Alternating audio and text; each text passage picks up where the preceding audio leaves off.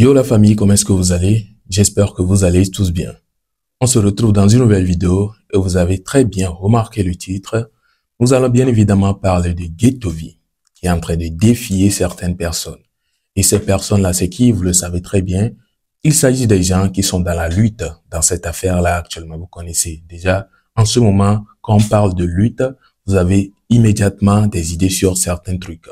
Eh bien, c'est de ça nous allons parler. Alors, comment se fait-il que Ghettovie est en train de lancer un défi à ces gens-là? Vous savez, actuellement, on a dit aucun artiste n'a le droit de sortir un son. Oui, tant que tu es artiste actuellement, tu sors un son ou bien tu vas à un concert pour prester et tout, c'est que tu t'en fous de ce qui se passe. Tu t'en fous de la lutte. Donc, on te boycotte immédiatement. Du coup, comment se fait-il que Ghettovie est en train de lancer un défi? Vous vous posez toujours la question. Ghettovie, lui, il dit, il va sortir un son. Et juste pas comme ça. Il n'a pas dit, il va sortir un son juste comme ça.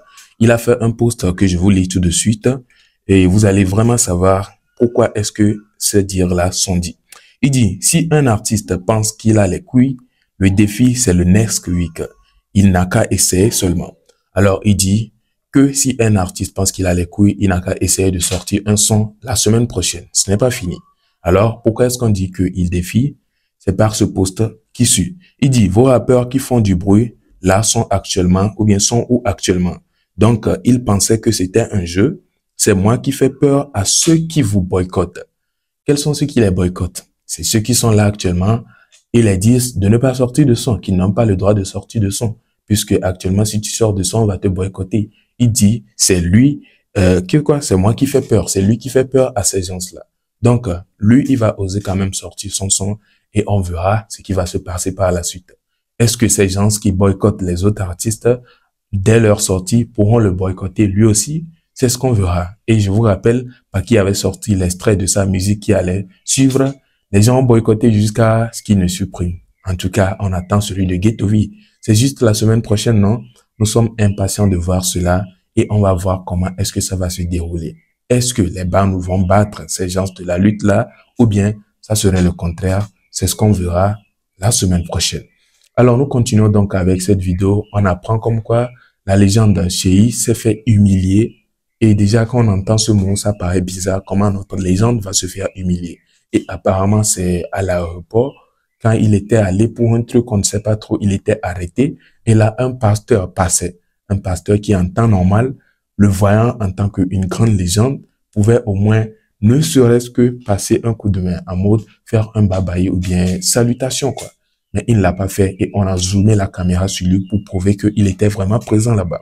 Ce qui a causé vraiment polémique. Il y a eu des réactions, je vous laisse regarder cette vidéo du gars qui est en train de se prononcer dessus et n'hésitez pas à me laisser vos avis dans les commentaires. Bon visionnage à vous.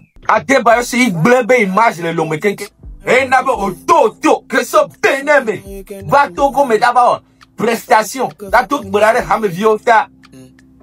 Number 4. Le hormone, c'est sécurité, néné. Au plus, tu vois, quoi. J'ai un débat autour de soutien, mais, et bah, mais, tiens, nous, quel job? Et trop, pangua, mais, le point, mais, c'est venali. Allez, bah, on peut l'image, le loi, mais, t'as ma ou non. Le blé image. Présentement, Fifi a 100 000 qui sont encore sortis, mesdames, ou les joies. En tout cas, mon sort, du coup, ma débat, le Fifi, on y a été Fifi à Instagram ou non. Parce que au blé image, les réseaux sociaux. Au blé image, tellement. On sort image, on sort des vieux dans le même côté. Pourquoi? Kaka, tu as bien avé, hein? Quoi? Bon, on t'a boum, mais t'as le bloc ou le tir. Commentaire, mais non, le commentaire en tama ou non. On l'a jamais togolais baranto. Eh? À débat soutien. Autour, toi, hein? Et vaut mieux, parce qu'à débat, commentaire, mais à débat, oui. Ne tout le bas, mais le fou pas. Zéro. Commentaire, mais quoi, tama ou non. M'pédé, on va, tama ou non. Dès que caméraman a une grande caméra, dit. 5 minutes sans soutien.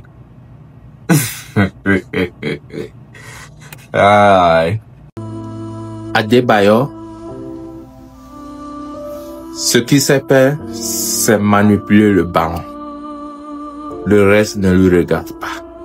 Donc quand vous faites la lutte et vous voulez mettre ces gens, d'autres personnes dedans qui n'ont rien à voir avec la lutte, qui n'ont rien à voir avec la politique,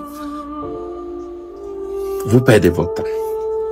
Je vous dis la vérité, vous perdez votre temps. Quel que soit ce qu'on va dire chez Adebayo, il a été utile au Togo et il est une légende. Point final. Maintenant, on parle de la politique. N'essayez pas de l'inviter dedans. Sinon, lui-même, il peut s'inviter s'il veut. Mais s'il vient de façon négative, vous voyez ça, ne vous laissez-le. Parce qu'on ne poursuit pas deux lièvres à la fois. En parlant de la politique et en faisant des tirets, en l'insultant des bailleurs, ne va, c'est-à-dire, ça traîne la lutte. Ça traîne la lutte. Laissez-le. Laissez, chacun est responsable de ses actes.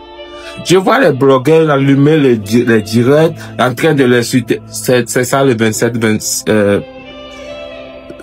27, 28, c'est ça la lutte. Quelle insulte vous avez dit sur la débat? Laissez-le.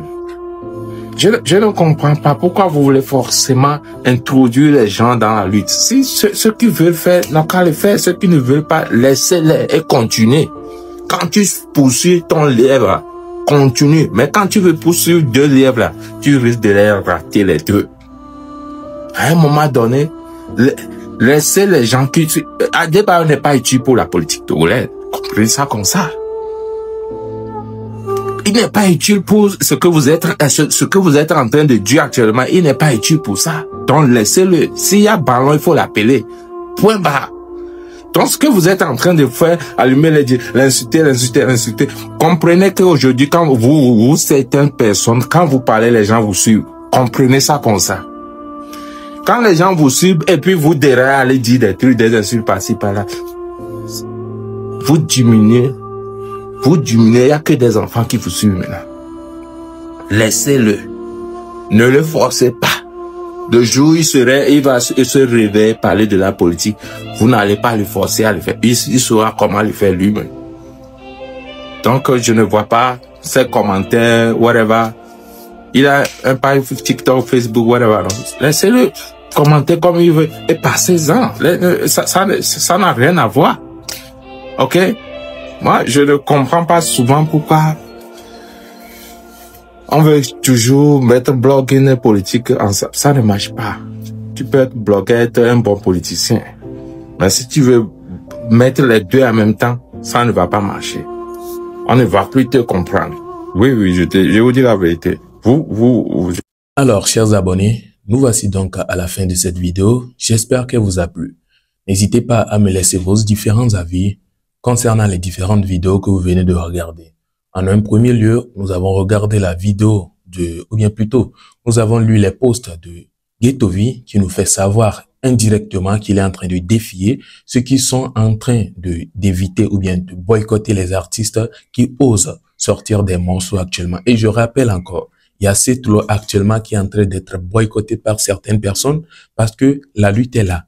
Oui, donc les gens disent comme quoi cette loi, les gens ne vont pas aller à son concert. Pourtant, c'est un concert jusqu'à Paris. Ah, en tout cas, donc imaginez quelqu'un qui en est en train de boycotter malgré que c'est un grand concert, il va le faire à l'extérieur. Il a pensé en même temps à quelqu'un que lui, il veut sortir juste un son. Comment son boycott serait, c'est ce qu'on verra. Lui-même, il est en train de dire que c'est lui qui fait peur à ces gens-là qui boycottent. Du coup, on attend, je suis sûr que c'est le son d'Imaria Messi qu'il était en train d'annoncer depuis toujours. Il n'a pas précisé le jour, mais il a dit la semaine prochaine. Donc, à partir de lundi, vérifiez sa page. Mardi, vérifiez sa page. Mercredi, vérifiez sa page.